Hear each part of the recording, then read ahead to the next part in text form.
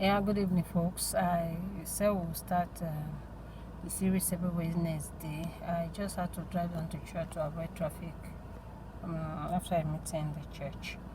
Now, I said we'll be talking about you. So, this is the very first episode. Now, the question I think we need to ask ourselves is this: what exactly do you want from life? You know why it is important you answer this question? You answer this question is that it helps you to determine and factor how you do every other thing. That's the truth. When you know what you really want from life, when you know why, will I say why you are alive? Because God created you, so because of that, you may not be able to determine you're being born or you're being alive. But one thing you can determine is that you are in the life. Like they say, when life gives you lemon, you make a lemonade of it. You did not ask to be born, I agree. You did not ask to come to the world, I agree. But now you are in the world. Now you are where you are. Now you have parents that you have. Now you have siblings that you have. Now you are born in a nation where you are. So what are you going to do about it? Are you going to now say, okay, I'm going to enter the Mediterranean Sea and go and risk my life and tell myself my life is not worth it, and enter maybe a raft and use it to go to cross into another person's country because I cannot stay to build my own country? I have to go and try to enter a country where some other people have labored and built. Is it what you want for yourself? Is what it's all about? Or you are going to stay and say, yes, this is my country. I'm going to build it. I'm going to do whatever it takes. Yes, I know some of us will say, oh, this my country is not good. But no country is good. You make it good. And that is just the truth of the matter. You make it good. You work at making your country to be what you want it to be. There is no nation that started at the top. Every nation started somewhere, and they were built by patriots, and the nation became even the kind of nation that people want, and that became the envy. So you cannot now say that because of I'm not saying it is wrong to migrate. Yeah, if you have the opportunity or you have the desire or you just wish to migrate, it's okay. It's okay. But the truth is this: if the reason you are going away is because in your own country, instead of putting in the effort to make it good, to make it the one you want to be, you prefer to run away, then that is wrong. That is very wrong. I made a paper for somebody today, and just from a comment I made on LinkedIn, then he said he liked that comment and he want me to give him an extension of that thought and discuss. And now these are things I'm passionate about. These are things I have talked about. These are things I have spoken about. Some people just seem not to understand. And that is that your mind can be creative. Your mind can create your world. Your mind can create what you want. But it depends on you. If you have made up your mind that yes, you are born in Nolende, or you grew up in Nolende like I did, and then you are going to remain in Nolende, you will remain in Nolende. That is just the truth of the matter. But if you made up your mind that you will go to school or whatever it takes, or build a business and get out of that rut in which you grew up, then it is possible. I'm a professor of English today. By the way, my name is Professor Molara Nwabueze. I'm also the dean of my faculty today. Does it mean that it is by my staying back there and saying, oh, I am an Alawa girl and I will remain an Alawa girl? No, I told myself I am more than that. And I told myself what and what. So what can stop me is if I go and mess myself up and get pregnant. So I ran from boys like no man's business. No matter what you say, no matter what you're talking about, I don't want to hear about that. I had so much respect for my body, I did not want to mess it up. That was one, because I had a bigger picture. All I could think about then is I wanted to have a degree. When I had a degree, I knew there was something higher than degree. I went for it. And when I figured out I knew there was something else, I went for it. But remember, this is a girl that grew up in what, probably if it was Lagos, you would call a ghetto.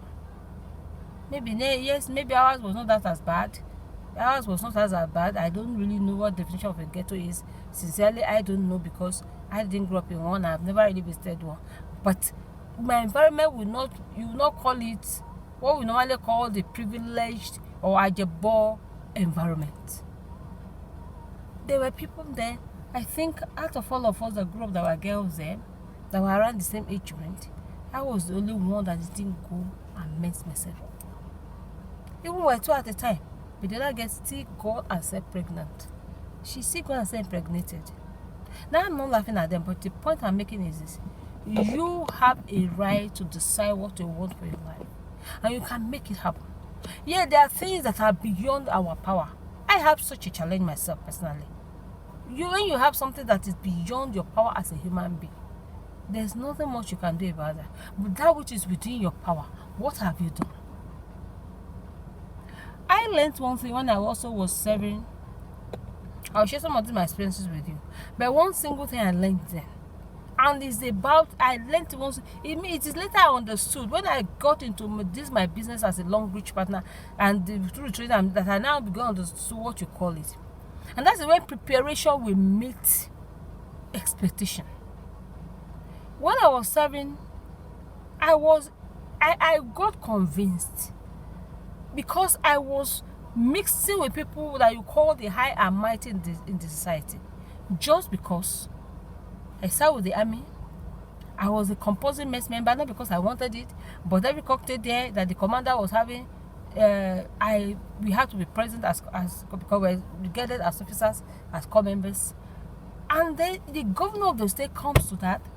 Even no matter the president that the commander is receiving, you have to attend. And I was telling myself, if I didn't have this education that brought me here, that I was serving, how would I be here? That was the question I was asking myself. And it told me something, because that was the age when many people were committed to say, oh, the Nigerian economy just went spirally down. That was the age people were losing hope and were telling themselves that, oh, there's no point going to school. Oh yes, people are not getting jobs. But I had a different mindset. Instead of having the mindset that I must look for job, I was also creating a job for myself. And I told myself something.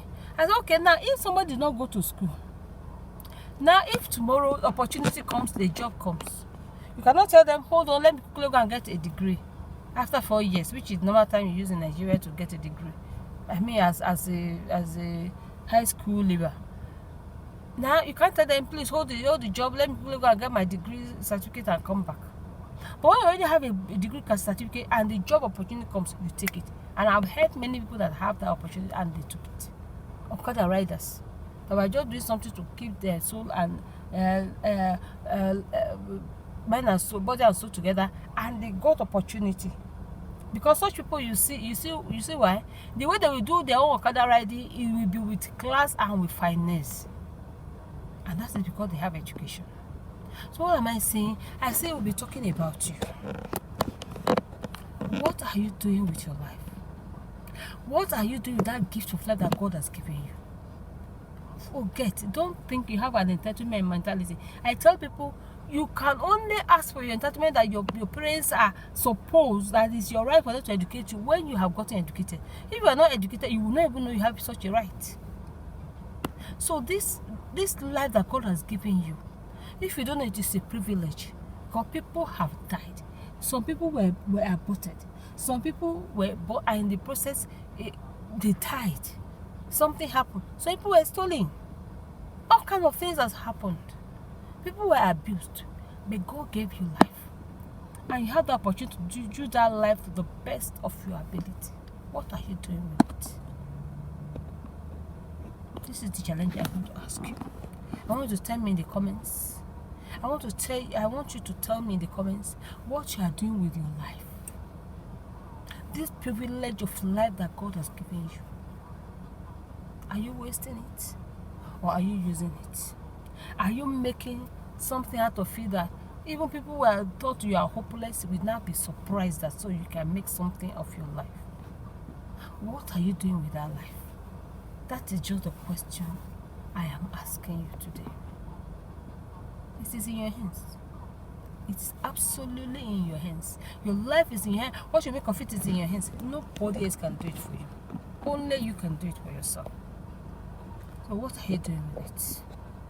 That's my challenge to you today. If you're a winner, I swear you should be on your way to church if you're not already there. But no matter what you are, the question is this: what are you doing with your life? Thank you, and God bless you. Remember to subscribe to my channel, and remember to also like this video. And I will also say this: answer the question. I want you to answer in the comments. What exactly are you doing with your life? Your life is beautiful and it's a gift. Use it to God's glory. Use it to the honor of the name of God in your life, and use it for the advancement of humanity. God bless you. I know I'm going to see you at the top, because you're going to make the best out of your life. My name remains Omolara Nwabueze, and I'm your friend. God bless you.